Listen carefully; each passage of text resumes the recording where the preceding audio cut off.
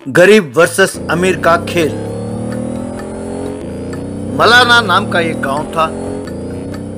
तिजोरी नाम के धनवान का घर और दुबे नाम के गरीब की झोपड़ी पास पास ही थे। तिजोरी के बच्चे अपने घर के आंगन में मिनी कार के साथ खेलते थे। वो उनका रेस भी लगाते थे। दुबे के बच्चे ये सब देखकर ही आनंद लेते रहते थे। भैया वो कार देखा है, कितना बढ़िया है। ये तो बड़े कार जैसे एकदम असली दिखता है। बहुत महंगा होगा ना? उसकी कीमत कितनी होगी? अरे वो तो बहुत कीमती होगा। वो कितने का होगा ये मैं नहीं जानता, पर इतना जानता हूँ कि ये सिर्फ अमीर लोग ही खरीद सकते हैं। हम जैसे गरीब नहीं खरीद सकते। चलो अपने ट्रॉली में बैठकर खेलते हैं। यूं वे ट्रॉली में बैठकर खेलने लगे। ये देखकर तिजोरी के बच्चे भी वो खेलना चाहते थे। वो ट्रॉली कितना बढ़िया है ना? हम भी उसमें बैठकर खेलें? हाँ, मुझे भी उसमें बैठकर खेलने का दिल करता है। हे पाचू, यहाँ आना। तब पाचू वहाँ पहुँचा। तुम वो ट्रॉली हमें दोगे थोड़ी देर खेलने के लिए? हाँ, बदले में तुम हमारे कार में बैठकर खेलो। क्या तुम सचमुच अपना कार मुझे दोगे खेलने के लिए? तो ठीक है, ये लो, ये ट्रॉली ले लो। इस तरह पाचू और मिन्नू कार के साथ खेल रहे थे तो लक्की और विक्की ट्रॉली के साथ खेल रहे थे। तभी तिजोरी कार में घर लौटा। बच्चों को देखकर उसे बहुत गुस्सा आया। ए पाचू मिन्नू, तुम्हें उस कार में बैठने के लिए किसने कहा? उतरो उतरो। कमबख्त। ए लक्की विक्की, तुम उस गंदे ट्रॉली में बैठकर क्या खेल रहे हो? उसे छोड़ो और यहाँ आ जाओ। तुम दोनों को कितने बार कहा है कि इनके साथ ना खेला करो? तुम अपने खिलौनों को इन्हें हाथ क्यों लगाने देते हो? ये सुनकर दुबे वहाँ पहुँचा। माफ कीजिए तिजोरी जी, मैंने कई बार अपने बच्चों को समझाया कि इनके साथ ना बात किया करें। मैं ख्याल रखूंगा कि दोबारा ऐसा ना हो। अरे तुम क्या देखोगे? ये सब नाटक बंद करो। खुद की तो बच्चों को खिलौने खरीदने की हैसियत है नहीं, तो इन्हें हमारे पास भेज देते हो कीमती खिलौनों के साथ खेलने के लिए। शर्म नहीं आती? बाद में उन दोनों कार को पेट्रोल डालकर जला दिया। ये देखकर तिजोरी की पत्नी, अरे ये क्या, इतनी कीमती कारों को यूं आग लगा दी? अरे बच्चे तो मिलजुल कर ही खेलेंगे ना। वो तो छोटे बच्चे हैं, वो बेचारे क्या जानते हैं। तुम चुपचाप अंदर जाओ। ए लक्की और विक्की, दोबारा इन दोनों के साथ खेलते हुए मैंने देखा तो तुम दोनों को मार डालूंगा। अरे सुनो दुबे, तुम्हें और तुम्हारे बच्चों के लिए यही मेरी आखिरी चेतावनी है, खबरदार। ये सुनकर पाचू और मिन्नू बहुत उदास हुए। एक बार दुबे किसी काम से शहर गया। शहर से अपने पत्नी को फोन करके, आज मैं घर नहीं लौटूंगा, यहीं रुकूंगा, तुम मेरा इंतजार ना करना। सुना है कि आज बहुत भारी तूफान आने वाला है। टीवी में कह रहे थे, बच्चों का ख्याल रखना और तुम भी ध्यान से रहना। उस रात को बहुत भारी तूफान आया। गांव में पेड़ और बिजली के खंभे सारे उखड़ कर गिर रहे थे। विक्की को बहुत बुखार आया।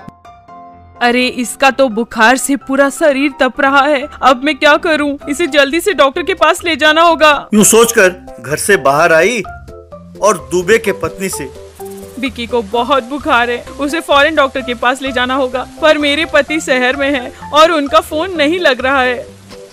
अरे मेरे पति भी घर में नहीं है, अब क्या करें? चलो हम उठाकर ले जाते हैं बच्चे को। माँ, शाम के 5 बजे के बाद अपने गांव के अस्पताल में कोई डॉक्टर नहीं होता। वहाँ तो इस वक्त नर्स भी नहीं होते। इसे शहर ही ले जाना होगा। इतनी दूर आप दोनों इसे उठाकर ले नहीं जा सकते। मैं और मीनू उसे ट्रॉली में ढकेलते हुए ले जाएंगे। यूं पाचू उसे ट्रॉली में बिठाकर धक्का लगा रहा था तो मीनू छाता पकड़कर उसके साथ चल रही थी ताकि उस पर पानी ना गिरे। यूं दोनों बच्चे उसे धकेलते हुए बारिश में चल पड़े।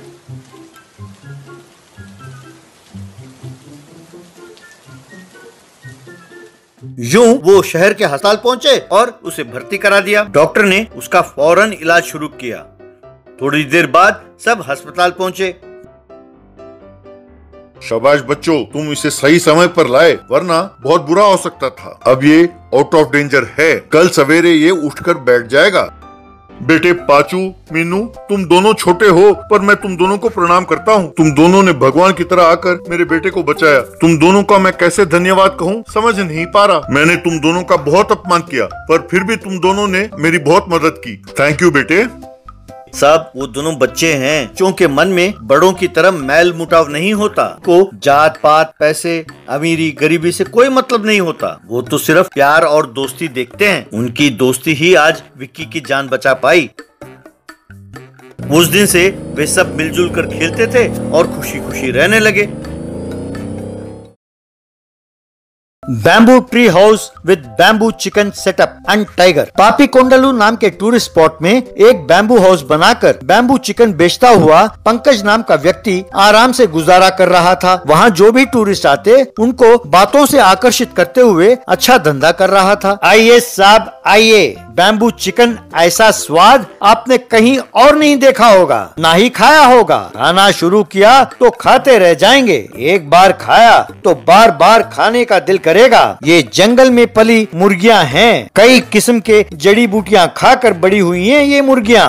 यूं स्वस्थ मुर्गियों का बनाया हुआ बैम्बू चिकन है साहब। बांस के अंदर रखकर उसमें मसाला भरकर बनाया गया है। आइए साहब आइए, बच्चे खाएंगे तो वो भी आइंस्टाइन, न्यूटन जैसे बुद्धिमान बनेंगे। इसमें जो प्रोटीन है वो बच्चों को बढ़ने में मदद करेंगे। आइए आइए, देर करेंगे तो मिस कर जाएंगे। यूं अपने बातों से बैम्बू चिकन को आराम से बेच लेता था। सब टूरिस्ट उसके दुकान पर ही खाते थे। उसके पास भीड़ ज्यादा जमा होने लगी।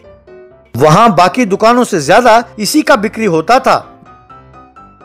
ये देखकर नया दुकानदार पहलवान परमेश, अरे ये पंकज भी यही बैम्बू चिकन का धंधा करता है और हम भी वही करते हैं, पर इसका धंधा बहुत बढ़िया चल रहा है और हमारा धंधा बिल्कुल ठंडा पड़ गया है। वो जहाँ से मुर्गियाँ लाता है हम भी तो वहीं से लाते हैं, पर वो जैसे लोगों को बातों से खींच लेता है हम नहीं कर पाते। लोग बकरियों की तरह उसके बातों से आकर्षित होकर उसी के पास जाकर खरीदते हैं। इन बकरियों को किसी तरह उसके दुकान से भगाकर उसका धंधा खराब करना चाहिए। यूं आने वाले टूरिस्ट से पहलवान परमेश, अरे सुनिए साहब, उसके पास ना जाएं। उसके पास मुर्गियां ताजी नहीं हैं। वो फ्रिज में पहले से ही ला कर रखता है और बैम्बू चिकन बनाता है। स्वादिष्ट बनाने के लिए ज्यादा मसाला डालता है। हमारा एकदम ताजा फ्रेश चिकन है। आइए आइए, हमारे पास आइए। उसकी बातों में आकर धोखा ना खाइए। हमारा असली बैम्बू चिकन स्वच्छ है और ताजा चिकन है। हमारे दुकान पर ही मिलता है, कहकर आवाज देने लगा। ये देखकर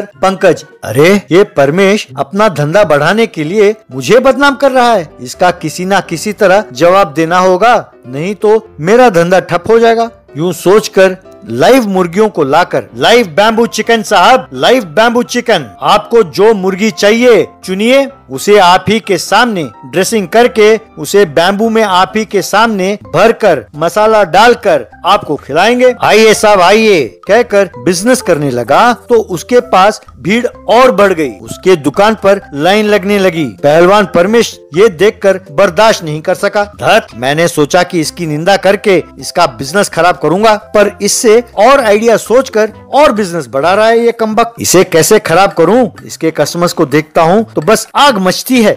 चाहे जितना मर्जी इनो पी लूं, वो पेट की जलन कम नहीं होती। क्या करूं, कैसे करूं? मेरा धंधा चले या ना चले, इसका धंधा जरूर बंद कराना चाहिए। यूं सोचकर पहलवान परमेश शेर की हुलिया पहनकर उसके दुकान के पास आकर शेर की तरह दहाड़ने लगा। बस वहां जो टूरिस्ट आए थे वे सब वहां से तितर बितर हो गए। पंकज भी दुकान को छोड़कर